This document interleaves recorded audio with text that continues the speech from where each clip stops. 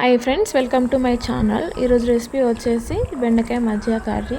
చేసుకోవడానికి చాలా ఈజీగా ఉంటుంది అండ్ టేస్టీగా కూడా ఉంటుంది. ఫస్ట్ ఒక 3 ఆనియన్స్ని కట్ చేసుకొని సాల్ట్ వేసిన వాటర్లో ఉడకబెట్టుకోవాలి.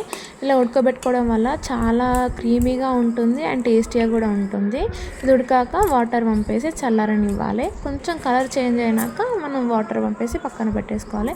నెక్స్ట్ ఒక చిన్న గిన్నెల రుచికి సరిపడ కారం, ఉప్పు, ధనియాల పొడి, జీలకర్ర పొడి, పసుపు, ఒక కప్ పెరుగు వేసుకొని మంచిగా కలుపుకోవాలి.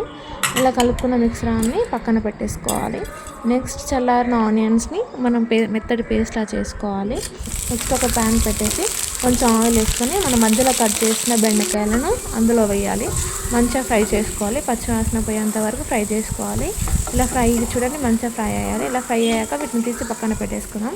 అదే ప్యాన్లో ఇంకొంచెం ఆయిల్ వేసుకొని జింజర్ గార్లిక్ పేస్ట్, మనం ముందుగా పేస్ట్ చేసిన ఆనియన్ పేస్ట్ అందులో వేసేసుకొని మంచిగా పచ్చివాసన పోయేంత వరకు ఫ్రై చేసుకోవాలి.